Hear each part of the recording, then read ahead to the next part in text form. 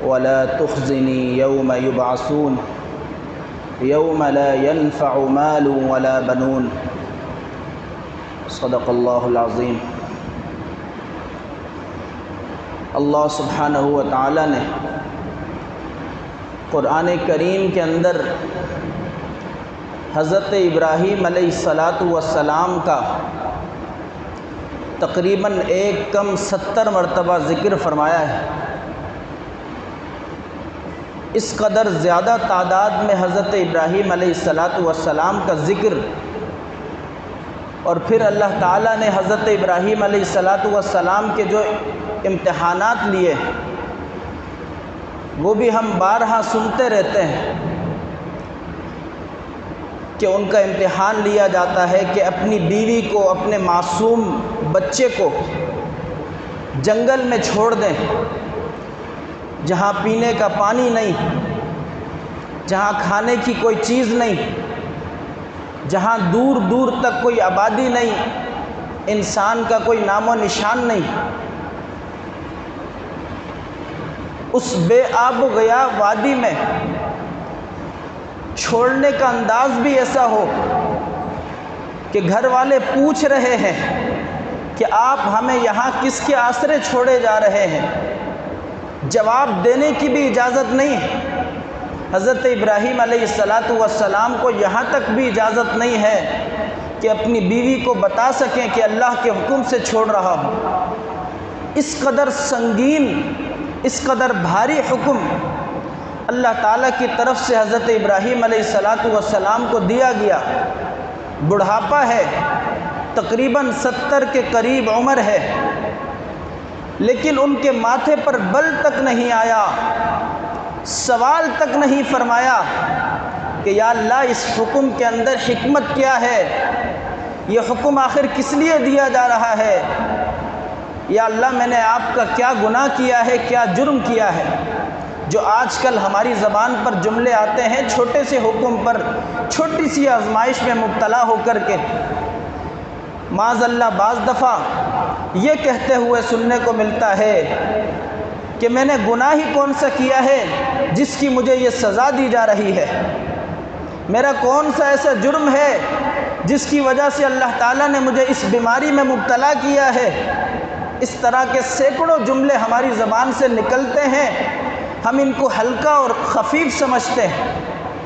حضرت ابراہیم علیہ السلام کو دیکھیے، جلیل القدر نبی ہیں، رسول ہیں، اور نبی وہ ہوتا ہے جو گناہوں سے پاک ہوتا ہے، جو گناہ کر ہی نہیں سکتا، لیکن وہ سوال تک نہیں کرتے کہ یا اللہ میرا گناہ کون سا ہے جس کی سزا مجھے دی جا رہی ہے، اس قدر مشکل حکم مجھے دیا جا رہا ہے۔ اور اپنی گھر والی کو بتائے بغیر بے آب و گیا وادی میں گھر والی کو، معصوم بچے کو چھوڑ کے چلے جاتے ہیں، آنکھوں سے آنسو نکل رہے ہوتے ہیں، لیکن زبان سے کوئی شکوہ نہیں نکلتا، ماتھے پر بل تک نہیں آتا۔ اسی طرح اللہ سبحانہ و تعالیٰ کی طرف سے ان کو جو حکم ملتا ہے اپنے بیٹے حضرت اسماعیل علیہ السلام کو ذبح کرنے کا، پرانا سالی ہے، 70 کے قریب عمر ہے، اور وہ بچہ جس کو مانگتے رہے ہیں عرصہ دراز تک، ربی حب لی من الصالحین، ربی حب لی من الصالحین، یا اللہ مجھے نیک صالح اولاد دے دیجیے۔ بڑھاپے کو پہنچ جاتے ہیں، پھر اولاد ملتی ہے، اولاد بڑی ہوتی ہے، جوانی کو پہنچتا ہے بیٹا، محبت اور بڑھ جاتی ہے، خود بوڑھے ہو جاتے ہیں، اب تو ان کی ساری امیدیں اپنے بیٹے سے وابستہ ہیں۔ انسان جب بوڑھا ہو جاتا ہے، ایک اکیلا اس کا بیٹا ہو، وہی بتا سکتا ہے اس کو کتنی اس سے محبت ہوتی ہے، جبکہ وہ بیٹا انتہائی فرمانبردار ہو۔ پھر اللہ سبحانہ و تعالیٰ ایسے وقت میں ان کو حکم فرماتے ہیں، اور حکم بھی حضرت جبرائیل علیہ السلام کو بھیج کر کے بھی فرما سکتے تھے، ایسا نہیں فرمایا۔ ایک بہت بڑا امتحان تھا حضرت ابراہیم علیہ السلام کا کہ ان کو خواب میں دکھایا جاتا ہے، نبیوں کا خواب بھی وحی کا حصہ ہوتا ہے۔ خواب میں دکھایا جاتا ہے کہ حضرت اسماعیل علیہ السلام کو میں اپنے ہاتھوں سے ذبح کر رہا ہوں۔ اب یہ ایک ایسا حکم تھا، اس سے پہلے اس کی کوئی مثال نہیں ملتی۔ ایسا وقت تھا کہ حضرت ابراہیم علیہ السلام سوال کرتے، یا اللہ یہ کیسا حکم ہے؟ جوان بیٹا جس کو میں نے ایک عرصہ دراز تک آپ سے دعائیں کر کر کے مانگا، اور اب یہ میرا سہارا بن چکا ہے، میں بوڑھا ہو چکا ہوں، اپنے ہاتھوں سے اس کے گلے پہ کیسے چھری پھیروں؟ سوال تک نہ کیا، ماتھے پر بل تک نہیں آیا، بلکہ اپنے بیٹے کے سامنے اس کو ذکر کرتے ہیں۔ انشاءاللہ یہ واقعہ تفصیل سے جمعۃ المبارک کو بیان کروں گا۔ ابھی اس وقت اس کو ذکر کرنے کا مقصد یہ ہے کہ بعض لوگ اللہ تعالیٰ کی رحمت کا سہارا لے کر نماز نہیں پڑھتے، روزہ نہیں رکھتے کہ بھئی اللہ تعالیٰ بڑے غفور الرحیم ہیں، معاف کر دیں گے۔ حضرت ابراہیم علیہ السلام کو دیکھیں، نبی ہیں، نبیوں سے گناہ بھی نہیں ہو سکتا، گناہ کا شائبہ بھی نہیں ہو سکتا، اور پھر اتنے بڑے بڑے امتحانات لیے گئے، تمام امتحانات میں حضرت ابراہیم علیہ السلام 100% نمبر لے کر پاس ہو جاتے ہیں، اور پھر اللہ تعالیٰ نے ایک کم 70 مرتبہ قرآن کریم میں ان کا ذکر فرمایا ہے۔ اللہ تعالیٰ کتنی ان سے محبت کرتے ہیں، یہاں تک کہ اللہ تعالیٰ نے قرآن کریم میں یہ تک فرما دیا وَاتَّخَذَ اللَّهُ إِبْرَاهِيمَ خَلِيلًا کہ اللہ تعالیٰ نے ابراہیم علیہ السلام کو اپنا خلیل بنایا ہے۔ خلیل صرف دوست کو نہیں کہتے، خلیل گاڑے دوست کو کہتے ہیں، خلیل بہت ہی زیادہ قریبی دوست کو کہتے ہیں۔ دوستی کا جو سب سے اونچا مقام ہوتا ہے اس کو خلیل کہا جاتا ہے۔ اللہ تعالیٰ خود قرآن کریم میں فرماتے ہیں وَاتَّخَذَ اللَّهُ إِبْرَاهِيمَ خَلِيلًا کہ ہم نے ابراہیم کو خلیل بنایا ہے، اپنا قریبی دوست بنایا ہے۔ اللہ تعالیٰ کی اتنی محبت جس شخص کو حاصل ہو اس کا کیا حال ہے؟ کیا وہ اللہ تعالیٰ کی رحمت کی امید پر اعمال کرنے سے رکے ہوئے ہیں؟ اللہ تعالیٰ کا ڈر اور خوف نہیں ہے ان کے اندر، یہ دیکھنا ہے۔ خلیل اس دوست کو کہتے ہیں، ایک حدیث پاک سے اس کی تشریح ہو جائے گی۔ اللہ کے نبی علیہ السلام فرماتے ہیں لَوْ كُنْتُ مُتَّخِذًا خَلِيلًا لَاتَّخَذْتُ أَبَا بَكْرٍ خَلِيلًا۔ صحیح بخاری میں یہ روایت موجود ہے کہ اگر میں کسی کو خلیل بناتا اللہ کے علاوہ تو میں ابو بکر صدیق کو اپنا خلیل بناتا۔ آپ علیہ السلام فرماتے ہیں کہ میں نے صرف اللہ تعالیٰ کو اپنا گاڑا دوست، اپنا خلیل بنایا ہے، اس لیے میں ابو بکر صدیق کو بھی خلیل نہیں کہہ سکتا۔ خلیل اتنا اونچا مقام ہے کہ جو اللہ تعالیٰ کے لیے آپ علیہ السلام نے مخصوص کیا ہوا ہے۔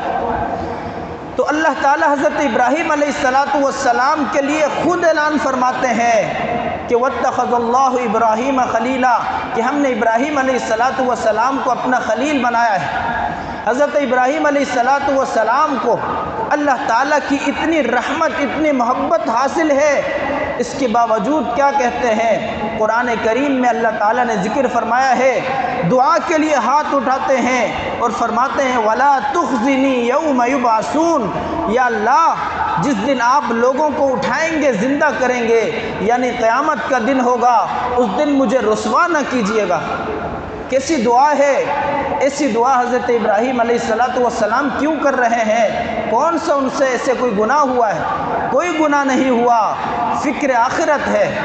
صرف اللہ تعالیٰ کی رحمت کی امید پر کوئی شخص نماز نہیں پڑھتا، روزہ نہیں رکھتا، جھوٹ بولتا ہے، اسی شخص کو دیکھا جاتا ہے کہ اللہ تعالیٰ رزاق بھی تو ہیں، لیکن اللہ تعالیٰ کی رزاقیت پر بھروسہ کر کے ہاتھ پہ ہاتھ رکھ کے گھر میں نہیں بیٹھتا، بلکہ کمانے کے لیے گھر سے نکلتا ہے، مشقت اٹھاتا ہے، ہر تکلیف برداشت کرتا ہے، صرف اس بات پر بھروسہ نہیں کرتا کہ اللہ تعالیٰ رزاق ہیں، مجھے گھر بیٹھے رزق ملے گا۔ اسی طرح میرے بھائیو اللہ تعالیٰ کی رحمت پر بھروسہ کر کے اعمال کو چھوڑنا نہیں بنتا۔ گناہوں کا ارتکاب کرنا یہ ہمیں زیب نہیں دیتا۔ حضرت ابو بکر صدیق کو دیکھیے، کتنے بڑے جلیل القدر صحابی رسول ہیں، تنکا اٹھا کر کہتے ہیں کاش میں یہ تنکا ہوتا، کبھی کہتے ہیں کاش میں کسی جانور کے جسم کا بال ہوتا جو کاٹ دیا جاتا کہ مجھے اللہ تعالیٰ کے سامنے حساب و کتاب نہ دینا پڑتا۔ تو اللہ کے نبی علیہ الصلاۃ والسلام فرماتے ہیں الایمان بین الخوف والرجاء، ایمان اللہ تعالیٰ کا خوف اور اللہ تعالیٰ کی امید کے درمیان کا درجہ ہے۔ اللہ کا خوف اتنا ہو کہ ہم نماز چھوڑنے نہ پائیں، اتنا خوف ہو ہم جھوٹ نہ بول سکیں، اتنا خوف ہو ہم سود نہ لے سکیں، اللہ تعالیٰ کا اتنا خوف ضروری ہے، اور پھر اس کے ساتھ ساتھ اللہ تعالیٰ کی رحمت سے امید بھی ہو۔ ایک صحابی رسول آپ علیہ الصلاۃ والسلام کی خدمت اقدس میں حاضر ہوتے ہیں اور خدمت میں حاضر ہو کر کہتے ہیں وا ذنوبا وا ذنوبا وا ذنوبا، 3 دفعہ یہ جملہ کہتے ہیں، ہائے میرے گناہ، ہائے میرے گناہ، ہائے میرے گناہ۔ جب یہ جملہ کہتے ہیں آپ علیہ الصلاۃ والسلام ان کو بٹھاتے ہیں اور فرماتے ہیں کہو۔ اس کے بعد آپ علیہ الصلاۃ والسلام نے 2 جملے 3 دفعہ کہلوائے کہ کہو اللہم مغفرتک اوسع من ذنوبی ورحمتک ارجى عندی من عملی۔ انہوں نے یہ جملے کہے، پھر فرمایا دوبارہ سے کہو اللہم مغفرتک اوسع من ذنوبی ورحمتک ارجى عندی من عملی۔ پھر تیسری دفعہ کہلوایا اللہم مغفرتک اوسع من ذنوبی ورحمتک ارجى عندی من عملی۔